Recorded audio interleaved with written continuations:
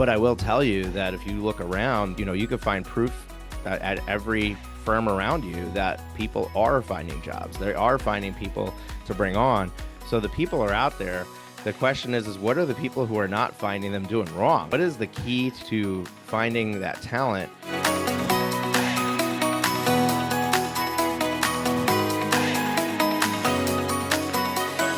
Well, hello and welcome to another guest interview here on the Profit with Law podcast. I'm your host, Moshe Amsel, and I've got a treat for you today. The person that we're interviewing, I've been kind of like dating him for the last year and a half in social media to kind of get him onto the show. And it's kind of like I dropped the ball in response. He dropped the ball in response. Actually, I don't know if he dropped the ball ever, but I dropped the ball, I dropped the ball, I dropped the ball. But eventually that conversation ended up in our podcast Slack channel and my team got on it. And as long as I remove myself as the bottleneck away from making things happen, then they tend to happen. So really excited about Chris Dreyer being here on the show with me. Chris is the CEO and founder of Rankings.io. It's an SEO agency that helps elite law firms and personal injury lawyers obtain cases through Google's organic search results. But he also caught my attention with his latest live event that he did back in October called PIMCon. And I just found out that he has decided to subject himself to going through that process again and is going to be hosting that event again in next October. So his company had the distinction of making the Inc. 5000 list 7 years in a row. I guess eventually you have to go from the Inc. 5000 to the Inc. 500 at some point, but that's a journey. So Chris has a ton of experience building his own business, working with a ton of attorneys, and I'm excited to jump in and just talk everything marketing, legal, business, the whole 9 yards. Chris, welcome to the show. Thanks for having me. What an intro. So, Chris, I like to start off with something really easy for the people who have never come across you before or have, but they just are curious about what are the inner makings of Chris. How did you end up in legal marketing? How did you end up building this business? Like, take us through the short version of the long journey it probably was in getting to where you are today. I'll do the super summarized version, but there's a lot of little funny stories in the midst of it. But I have always been an entrepreneur. I had an uncle that was a very successful CEO, multi-millionaire, that I looked up to and aspired to. I saw what was possible, kind of raised my ceiling. I went to college. I told my parents that, hey, I'm going to go to college. They really wanted me to go, but ultimately I wanted to own my own business. So somehow, through a lot of partying and goofing off, I ended up with a history education degree. I went and got a job at a high school. I was their JV basketball coach. We did pretty well for a couple seasons. I thought I was going to be a college basketball coach and do some real estate and stuff on the side. But I found this course. It was Ed Dale's 30-day challenge to make your first $10 through affiliate marketing. Took that, and by the end of my second year teaching, I was making about 4 times the amount through that I was teaching, and kind of went all in. And I got a mentor. I moved to Florida. I started doing affiliate marketing at 100 plus sites at one time. Most of my revenue was generated from a handful, and I did that for a few years up until around 2011 or 2012. That first Penguin algorithm kind of hit me pretty good because all of my links were from any of the old G's listening. The SEO specialists was from eZine article links, and I didn't have a very diversified link profile. And so I got a job at 3 agencies all at once because I had a support team. And I did that for a year, and then I started Rankings. And at the time, it was Attorney Rankings. That was 2013. I've been slinging legal marketing for, all the way up to present. And now we focus on personal injury law firm marketing, and that's kind of where we're at. It's interesting, a couple of things that you shared. So if you were in internet marketing back in the day, the name Shane Sams is probably somebody you've come across. he has a similar journey where he got a job as to be a college coach, and ended up just realizing that that wasn't the life he wanted to live, and and turned to internet marketing, and the rest is history for him. And the other thing is you pulled um,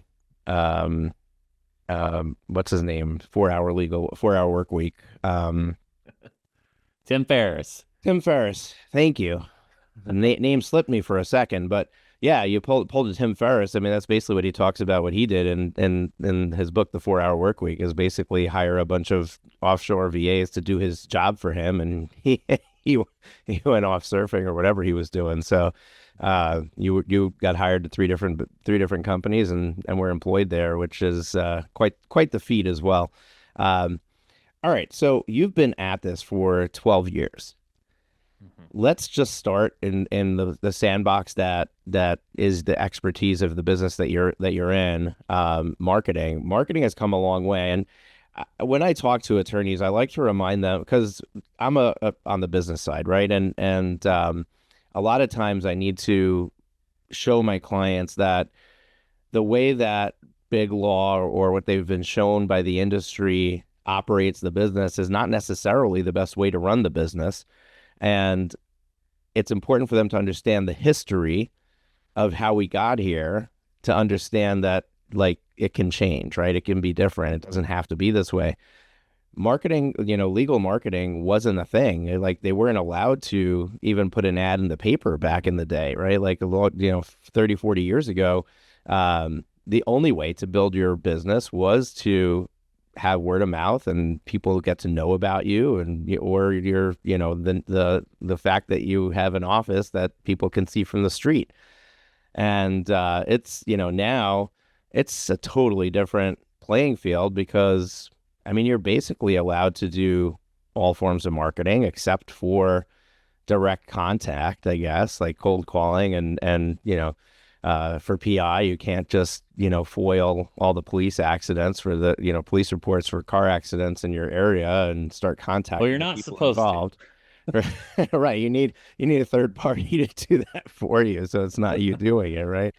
Um, so it's interesting to, when we look at it, to also understand where we came from, and it's been a journey for legal. So in the last 12 years, what do you notice as, like, the biggest shifts in how bigger firms are finding and acquiring clients?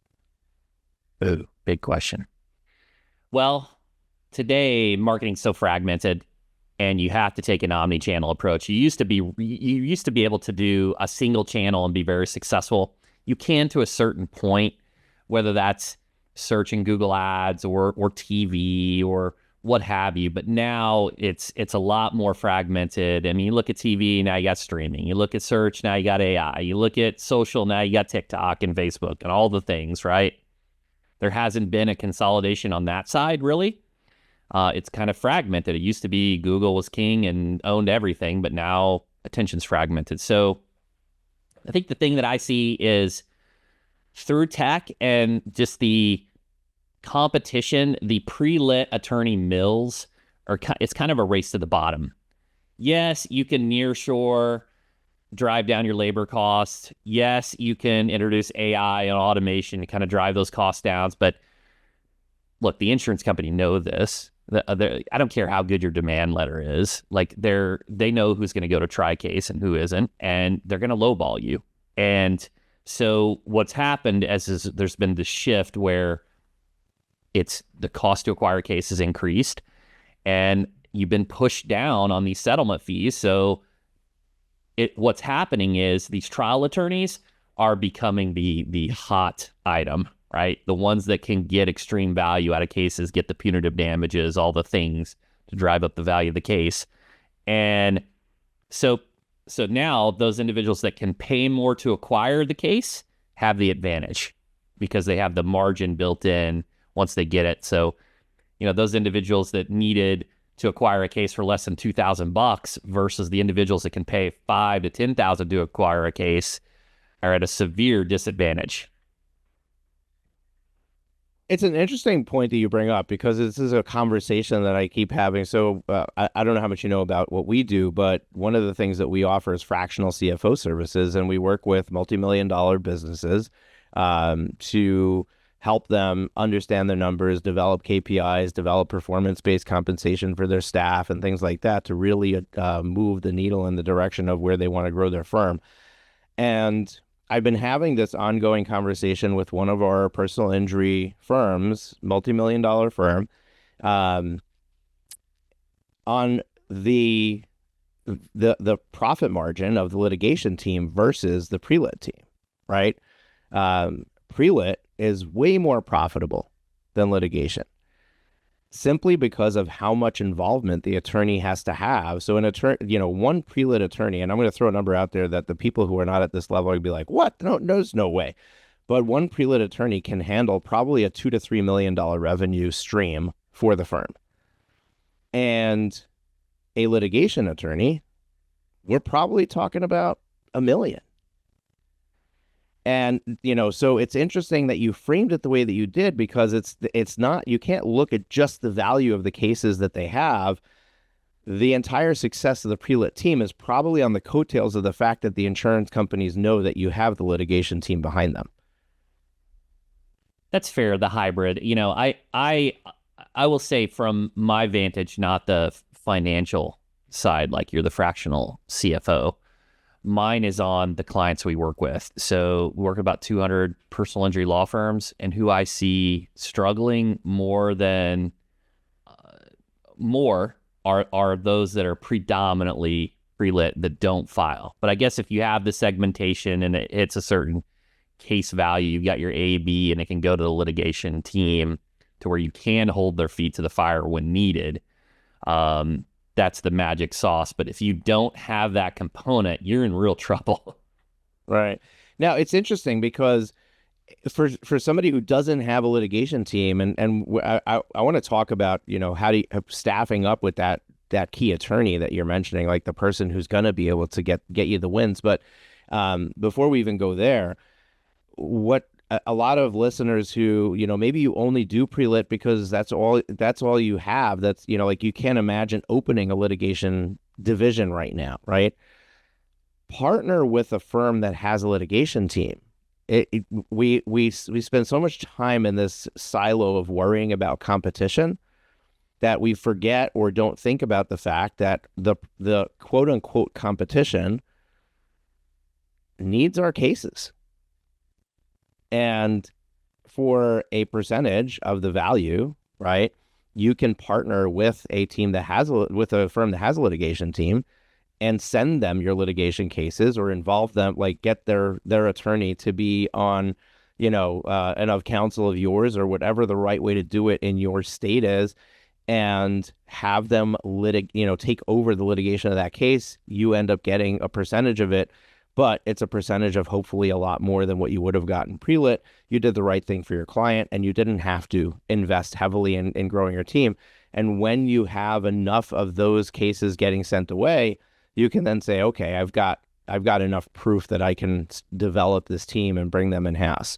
But every single pre-lit firm should be able to litigate cases by just developing one or two of these relationships. I couldn't agree more. The thing that we talk about on the pre-lit side is many firms hire too many attorneys on the pre-lit side. The attorneys only need to do the things that require the bar card. They shouldn't be doing anything else. So there's also pricing arbitrage there. So sometimes a lot of firms hire just too many lawyers that are these pre-lit attorneys. And I think what you say rings true 100%. You can, possibly some of these trial attorneys, they don't want the smaller cases. So you could set up a reciprocal relationship where they send you the lower value cases and they do the big ones. So, and I know of several firms that do that, and you still get the systemic marketing, the referrals by kind of owning the relationships through different communication touch points. But yeah, there's a lot of ways to skin a cat. I think for now, it's going to be interesting to see how this shakes out, particularly some of those transactional type roles due to tech and all the things that AI can do as long as it's not hallucinating. Yeah, I mean, I imagine that AI is going to come around and do a lot of the work that the legal assistants and paralegals are doing in those pre-lit teams where, a lot of what they're doing is basically just gathering medical records and assessing value based on that and to come and creating demand letters, right? All of that stuff can be automated with technology to some extent, if not fully. So I think that that's coming. I'm not sure it's going to replace the attorney, but it certainly will allow the attorney to have a much higher throughput than they even have now. But to your point, like a well-run firm has done a good job of moving all of the things off of the attorney's plate that don't need to be there. And there's a number of active cases that a pre-lit attorney can handle, and it's closer to 200, and most firms who are overstaffed on the attorney side are nowhere near that. They've got 50 cases per attorney, and so they've got 4 attorneys doing the job of one. So to your point, like that, there's a highly profitable way to run that business, and understanding your numbers and understanding what's possible is the key for that. If you figured out how to bring those clients in. Yeah, absolutely. Couldn't agree more. So let's switch gears. Let's talk about, okay, I understand I need a trial attorney. I understand that I need to, have somebody who's going to take this thing to the end and get us a win, or at least have the insurance company believe that they're going to get us a win. And, because even though, we talk about putting a trial attorney in place and having a litigation division, but most litigation divisions are not trying every single case that comes through. Even when a trial date is set, you could be a day before trial and all of a sudden the offer you were waiting for comes in, right? And then you're done, right? We come to an agreement and then we avoid that trial. So it is a tough market out there for attorneys, and I'm seeing that with all of my clients. But a lot of firm owners are using that as the reason not to move forward, right? Like, oh, it's so hard to hire an attorney. I'm just going to find some other way to continue to exist. And, I'm just not going to do the thing that's difficult. But I will tell you that if you look around, you could find proof at every firm around you that people are finding jobs. They are finding people to bring on. So the people are out there. The question is what are the people who are not finding them doing wrong? Like what is the key to finding that talent? And I'll throw this one thing that I figured out with my clients. Unless you specifically are looking for a pet project, you're not looking for a baby attorney or somebody with an experience, right? You're looking for somebody with a high level of experience who's going to come in and hit the ground running and be able to actually get results for you. So Chris, what have you seen your clients doing? The ones that are successful in finding people, what's the secret sauce that's going on there? Oh, geez. I think just constantly recruiting, right? Constantly staying in touch with people, understanding, building connections with community. Yeah, you can do the personality assessments and all the things. I think some of the things that are more relevant today is some of the tech, like a Workable, which could be a talent acquisition database. You could do personality assessments, look for the high Ds in terms of having those individuals that are willing to execute. Truth be told, a lot of the best talent is not cruising Indeed and without work. The best talent's on the court. So what can you do to make a compelling offer to get someone that knows how to try cases? And it's not only about compensation. Maybe it's about they're capped and they have nowhere to move up. Maybe you give them the opportunity to try cases, like they can get in the courtroom and do what they love. So there's all those types of components. I early on in my career, I distinctly remember this individual's name's Jack Daly. He's a famous sales coach. He came into a Vistage meeting and he's like, raise your hand if you have a recruiting list. And like nobody did. Like we're all younger businesses. And he gave this example about Mike Krzyzewski, Duke's former coach, how like every year they're top 5, like 4 or 5 of them go to the NBA and the next year they win 20 games. Well, how to do that. They're constantly developing and recruiting talent. And I think taking that proactive approach to finding talent is what's needed at all levels, and the people that do that well are really going to thrive. Yeah, I think it's really true. Something that I tell my clients, not a lot of them don't listen to me, but something I tell a lot of my clients is always have that job posting up on your website, right? Like always make it look like you're hiring an attorney, because you don't control the timing of when the perfect person is going to be looking for that position and that role. And I know that's not what you're saying exactly. You're saying just always be on the lookout, always be making connections, always be like, even just going to conferences and shaking hands and meeting people, like that circle of influence that you continue to build over time and develop relationships. And now you've got other people to reach out to and say, hey, I'm looking for somebody really good. Have you come across somebody that, you can introduce me to? That's the way it happens. My friend Molly McGrath over at Hiring and Empowering Solutions, she told me that 90% of their top hires that they find are found by, and I don't like the word, but it just helps people understand what we're talking about, by poaching them from other firms.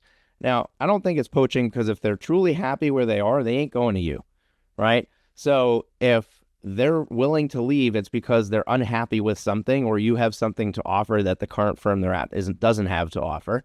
So you're not poaching, you're giving them an opportunity to land where they need to be. But if 90% of the top talent is coming from being gainfully employed, not actively looking on the job boards, then Indeed is not going to get you what you're looking for. So how do we go about and find those people?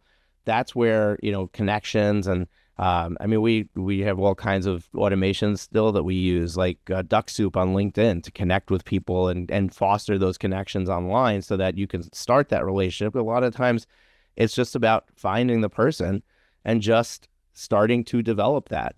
And it's interesting, because you would think that people don't want to connect with you, but it's if they think that you're there to sell them something, the shields go up, right? Mm-hmm. So I'll give you an example. So I sell to law firm owners. If I go to connect to a law firm owner on LinkedIn, they may not want to take the connection.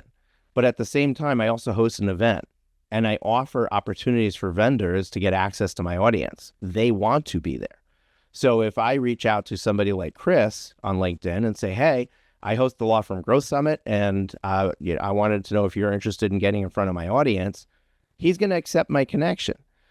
Not because, I have something to sell to him too, but it's because he wants to be there. So when you're reaching out to other attorneys and you're coming as just another fellow attorney, hey, I happen to be a PI firm in your area, and I would love to connect with you.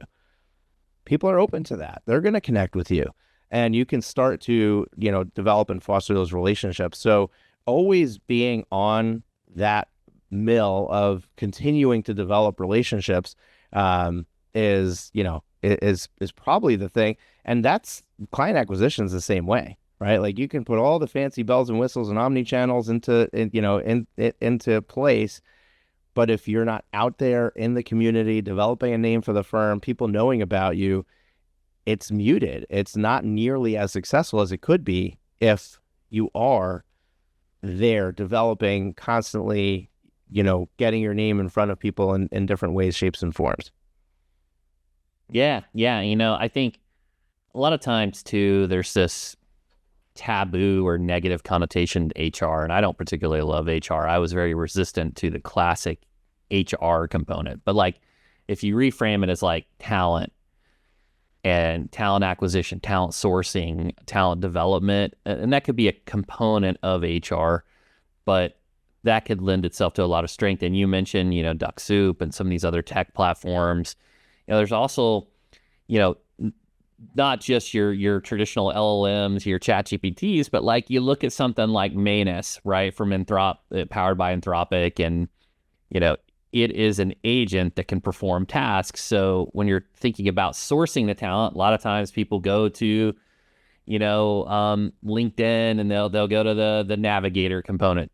But you can give Manus all the criteria of the individual that you're looking for, and it will go source 50, 100 names to who then you can give to your recruiters, as opposed to just living and dying and praying by that ad that you put out. So there's a lot of components to it. The belly-to-belly stuff that you mentioned, also utilizing tech to kind of source the top of the top.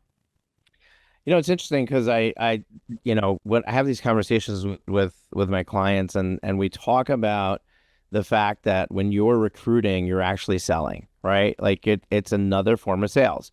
You are marketing, right? So you're initially marketing the position. You want to get somebody interested. Then you get a lead. You get somebody who's interested, right? And you have to not only vet them, but also show them why they would want to work for you, right? There is this exchange of value, and it's not just the salary, right? People have a lot of criteria when they're looking for a job of what they're looking for. They might be looking for a small office environment. They might be looking for in-person or remote or a combination or hybrid of that. They might be looking for, unlimited compensation potential, or they might just be looking for something to make them comfortable. You can't go into this preconceived, I know exactly what people want, and therefore you have to let those conversations happen and explore that and figure out where people at and what makes them tick and what it is exactly that they want from you. But looking at this as a marketing and sales platform, is this something, Chris, that you see an opportunity for you to get involved in helping firms on that side of it? I'm in a sticky spot, right? Because when we're thinking about creating a database ourselves, in like exactly what you said, we're going to have to look at other firms, right? And so I don't want to create any type of conflict of interest, but I certainly think there's a blue ocean. I know some nearshore operations that are helping on that side, but I don't know of at least maybe the ones out there of a specific person in the space that's just dominating recruiting for attorneys. I think there's a lot of opportunity there. Yeah, very interesting. I didn't think about that you basically might be poaching somebody from one client to another.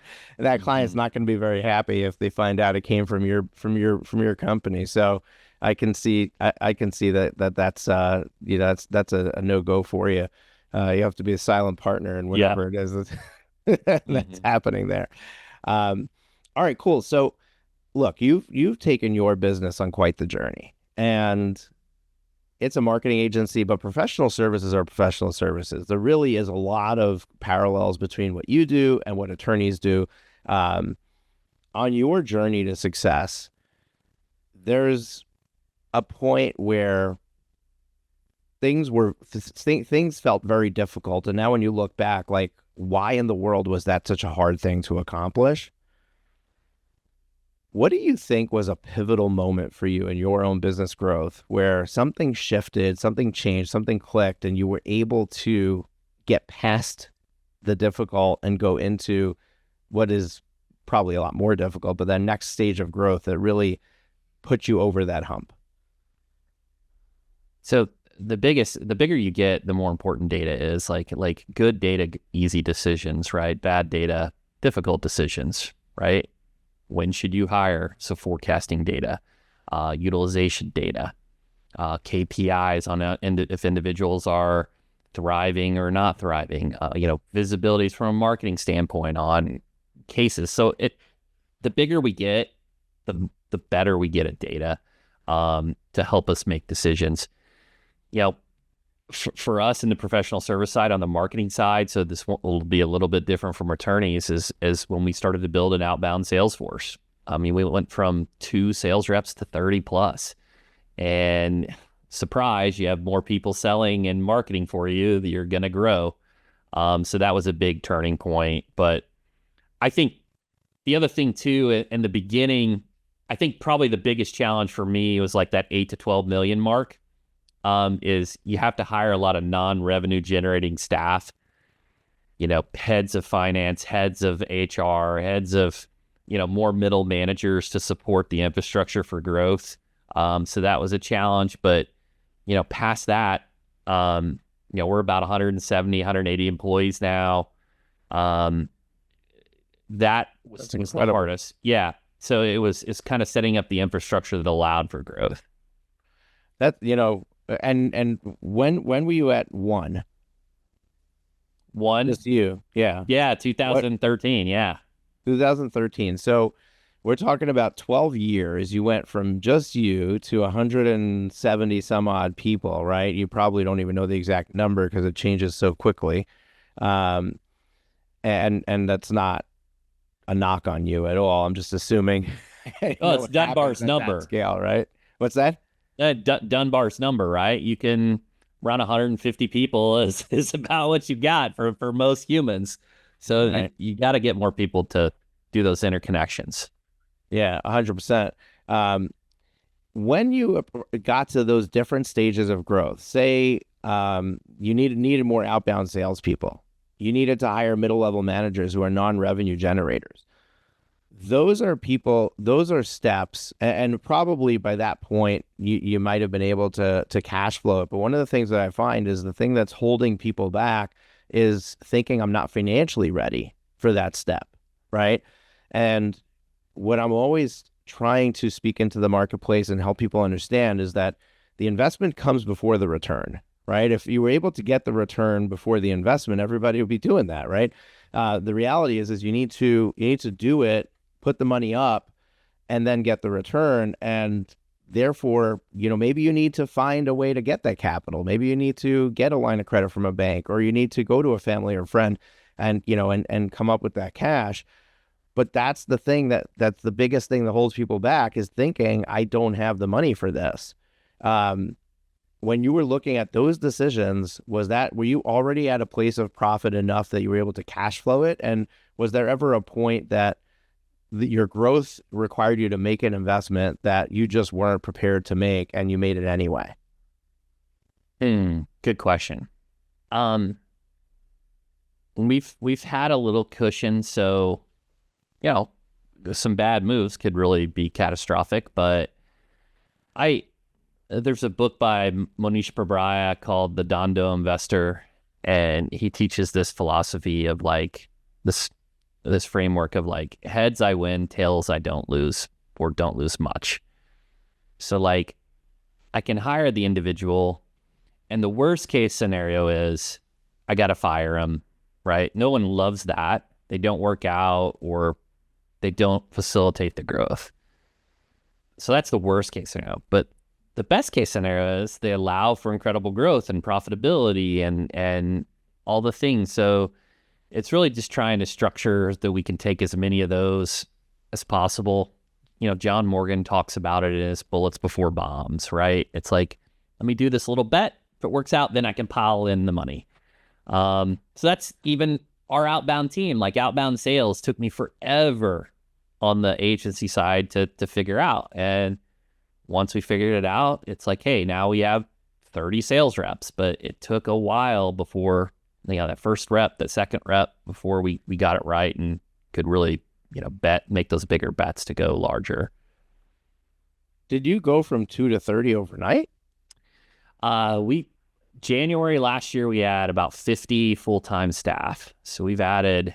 I'm talking about the outbound sales. Oh, it went pretty quick. Yeah. Because I think a lot of times when people think about building outbound sales, they're like, let me try this one person. Well, you don't have any context for comparison. And also, if you only hire two, how long is it going to take before you get the information available to make the decision if it's going to work or not? Because, marketing compounds, relationships compound. So, I started off with like 8.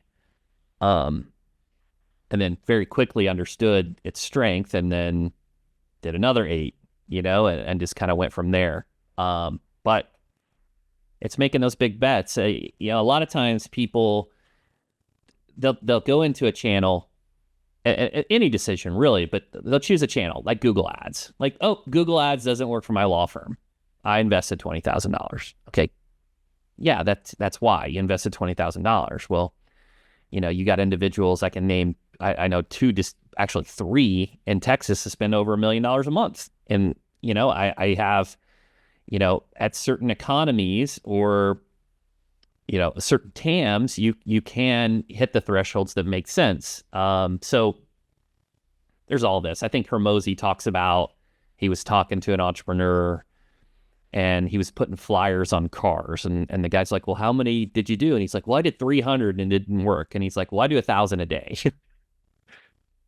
and it works for me. It's just people underestimate the capital needs or the volume needs to be successful. Yeah, and if they actually sat down and tried to do the math with just educated guesses, they probably would have figured out the volume needed. The thing is we don't actually sit down and do the math. Another thing that I love doing is like, let's plan it on paper first and see if it's going to work, because if it doesn't work on paper, it ain't going to work in real life. And you know, and like the flyers, right? Like, what percentage of people are actually going to read the flyers, and then what percentage of people are going to actually, you know, dial the phone number, and then what percentage are going to hang up before the first person answers the phone. And you start, you know, dialing that in, and all of a sudden you're like, oh, wait a second, you know, maybe I can expect 1 or 2 phone calls from 300 flyers. So if I want 10 phone calls, I gotta do 8 times that. And, you know, and that really helps to solidify it. Okay, so we talked about the marketing side. We talked about the staffing side. The one area that we haven't talked about is AI, and how should firm owners think about AI in their business? And before you even start to answer, I'm just going to throw some things out there. So there's a whole world of AI when it comes to marketing and when it comes to sales, right? And then there's a whole world of marketing of AI when it comes to actually delivering your legal product that you sell, and then AI around the customer service, you know, side of it. So AI can be used in all different facets of the firm, and it's for somebody who's maybe not technologically savvy or whatever, it can all seem very confusing, very scary. How should firm owners think about AI, and where do you think is the first opportunity they should explore to start implementing some sort of AI or leveraging AI in their firm? Really good question.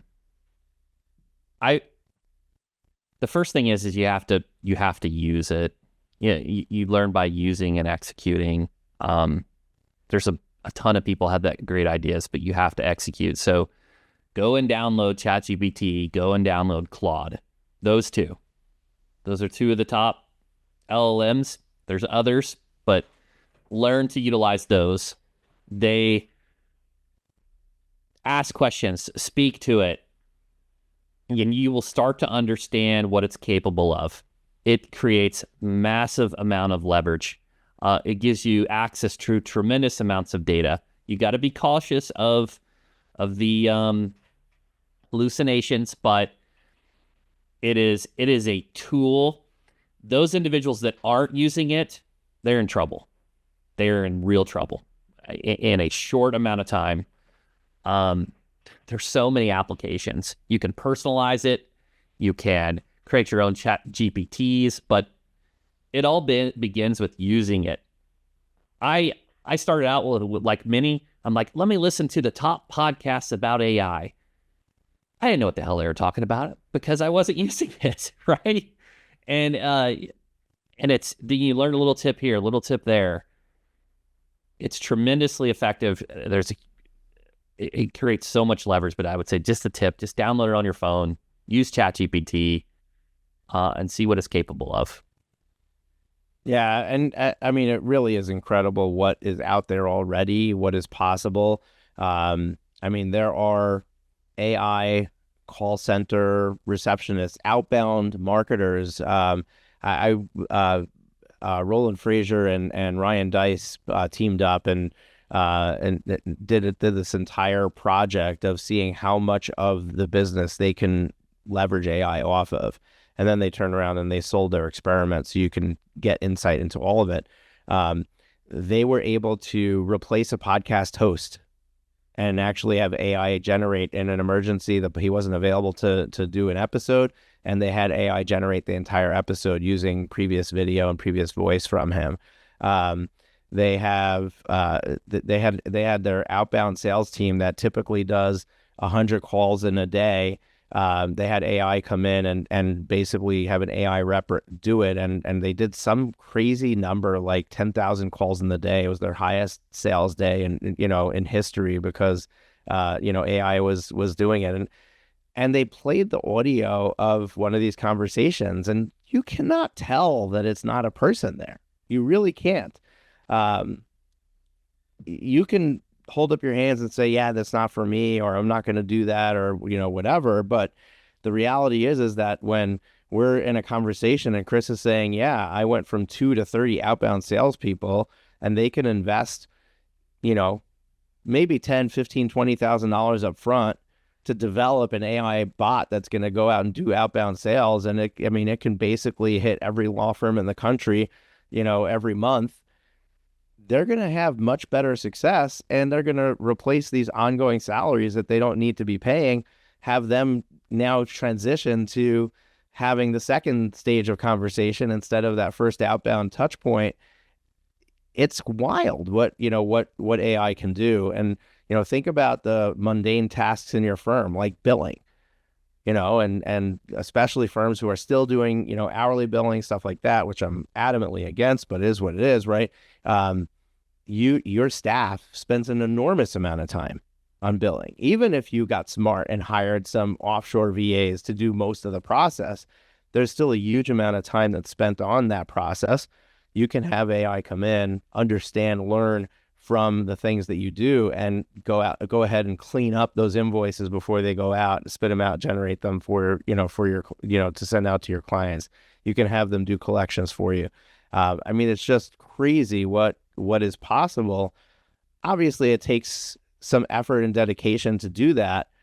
But that's the thing, is like, when do you start to recognize that this is here to stay and it's time to get on the bandwagon? It's kind of like, we all know those people who were resistant to iPhones, right? Or to digital, to smartphones in general, right? They held on to their their flip phone for as long as they could, before switching over.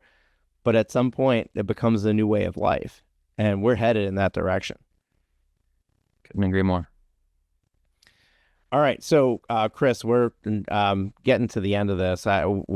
Is there anything that I didn't ask you that you feel like, okay, we should really, like, this is something we should put out there and discuss before we close this out?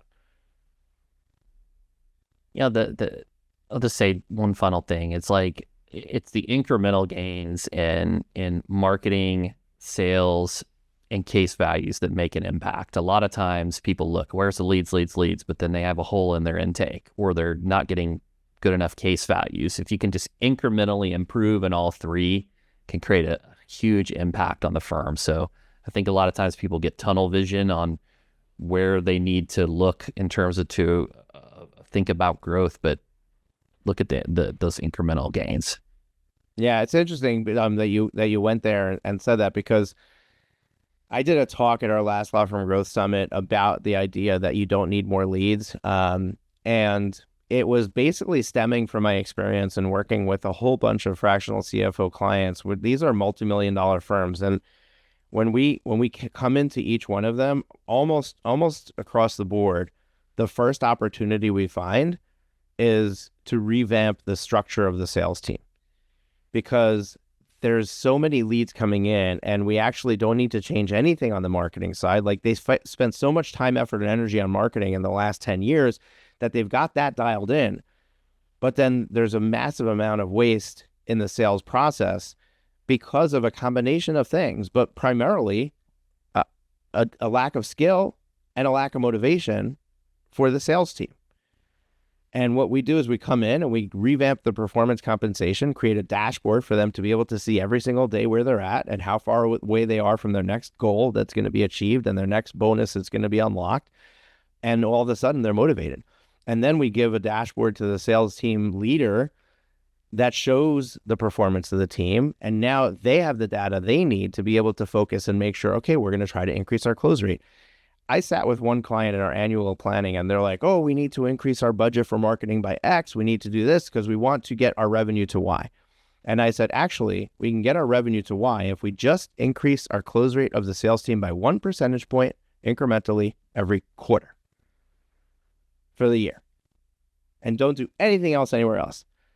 So instead of focusing on, how do we bring in more leads? Let's just bring in a sales trainer and train them up and get them to up level their skill set. And then the next quarter, let's bring in another one. And the next quarter, let's bring in another one. Let's just keep focusing on it and start to find where are the gaps. What we found is the dashboard we created is only effective the last 2 weeks of the month because it takes them a while to build up to the point where they start to unlock bonuses. So now in the first 2 weeks of the month, we have the sales team leader run contests. So every 3 days, there's another contest that's just trying to get them motivated to do something towards the sales activities to move that needle forward. And all of a sudden, the dashboard's relevant earlier in the month.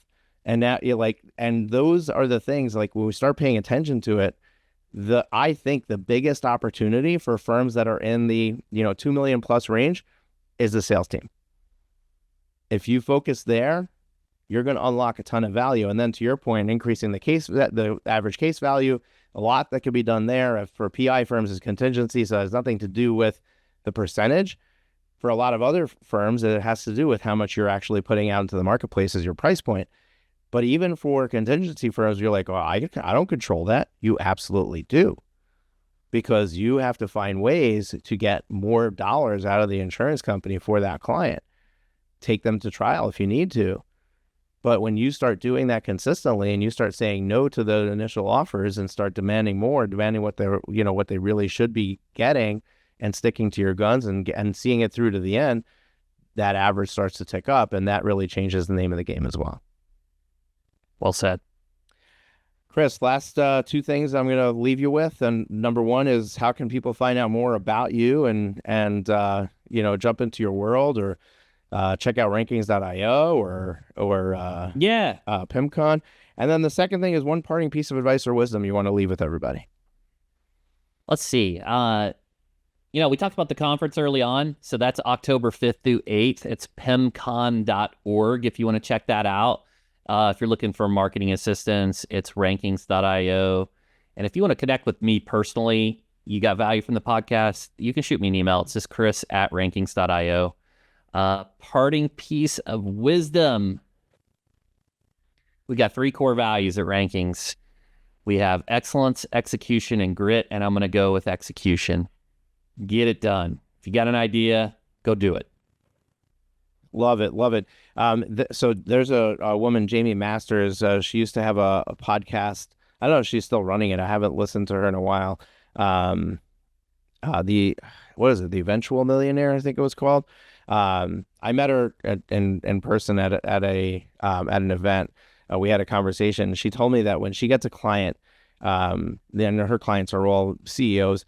When she gets a client, she sends them a gift in the mail, and it's a washable, crayon and pad set, because the best ideas come in the shower. And if you don't write it down when the idea comes, by the time you towel off and you get dressed, you forgot what that idea was. It's already behind you. So that's what she was gifting her clients. And when you said execution, it reminded me that the other day when I was showering, I came up with this idea and then I forgot it. And then later on I remembered and I wrote it down, and we need to execute on that. So execution is really important. Love that. And everything that you shared, Chris. I mean, this was a great conversation. Folks, we have the links that Chris shared now at the end linked up in the show notes. And if you heard me allude to my clients my clients that throughout this conversation, we have 2 different ways we work with law firm owners. If you're in the solo realm or just growing beyond yourself, you're under 2 million in revenue, you want to get to 2 million in revenue, we have a coaching program that we work with you on to make that happen. And if you're above 2 million in revenue and below, probably 15 is where it maxes out. And you probably need a full-time CFO on your staff. We do fractional CFO services where we do all these amazing things like creating dashboards, KPIs, performance compensation, paying attention to the numbers, really helping you hone in on, and to Chris's point, making sure your data you're gathering is actually clean data. We help you with all of that. So if you want to check out either of those 2 opportunities of working with us, go to profitwithlaw.com/strategy session, profitwithlaw.com/strategy session. It is not a sales conversation. It's a 30-minute conversation with somebody on our team who's going to actually strategize your next 12 months of growth. with you, help you understand what your obstacles are, identify them, and figure out a plan to overcome them. And then if at the end of that conversation you're interested in doing business with us, they'll book a follow-up call and you can have that conversation. So check it out. It's absolutely free to have that conversation. ProfitWithLaw.com/strategy session. We will see you next week. We're here every single Thursday with a brand new podcast episode. Make sure to subscribe so you get notified when we are released, and we'll catch you then. Take care.